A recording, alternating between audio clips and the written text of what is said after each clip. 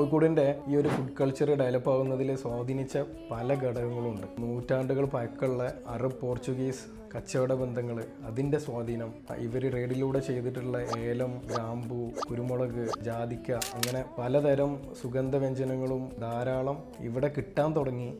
ഇവിടെ അവർ വന്ന് ട്രേഡ് ചെയ്യാൻ തുടങ്ങി. അത് ലോക്കൽ മാർക്കറ്റിൽ കൂടുതലായിട്ട് സുലഭമായിട്ട് കിട്ടാൻ തുടങ്ങി. ഈ സാധനങ്ങളെല്ലാം അറബ്സ് യൂസ് ചെയ്ത് ആ കൾച്ചറിൽ, അറബിൻ്റെ അല്ലെങ്കിൽ ഒരു പോർച്ചുഗീസിൻ്റെ ഫുഡ് കൾച്ചറിൽ നിന്ന് അവർ യൂസ് ചെയ്യാൻ തുടങ്ങിയ പല സംഭവങ്ങളും നമ്മുടെ ആളുകൾ, അതായത് പ്രത്യേകിച്ച് മാപ്പിള പാചക രീതികളിൽ ഇത് യൂസ് ചെയ്ത് വന്നിട്ടുള്ള പല മാറ്റങ്ങൾ. കോഴിക്കോടൻ ബിരിയാണി, കോഴിക്കോടൻ ഹൽവ, കല്ലുമ്മക്കായ, കോഴിക്കോടിനെ പല നാട്ടുകാർക്കിടയിലും ഫേമസ് ആക്കുന്ന 3 വിഭവങ്ങളാണിത്. മലബാറിൻ്റെ ഒരു ഫുഡ് ക്യാപിറ്റൽ എന്ന് തന്നെ വിശേഷിപ്പിക്കാൻ പറ്റും നമുക്ക് കോഴിക്കോടിനെ. ഇത്രയും പാരമ്പര്യവും വെറൈറ്റികളും ഉള്ള പല വിഭവങ്ങളും ഉള്ള ഒരു നാടാണ്. ഇവിടെ എല്ലാം കിട്ടും. അതുപോലെ നാളികേരത്തിൻ്റെയും വെളിച്ചെണ്ണയുടെയും ഉപയോഗം, ഈ നാടൻ വിഭവങ്ങൾ ഉണ്ടാക്കിയിട്ടുള്ള മാറ്റങ്ങൾ, കല്യാണ സദ്യകൾ, അതുപോലെ സൽക്കാരങ്ങളിൽ വിളമ്പുന്ന പലഹാരങ്ങൾ എല്ലാം കോഴിക്കോടിൻ്റെ ഭക്ഷണ സംസ്കാരത്തിൻ്റെ ഒരു ഭാഗമാണ്.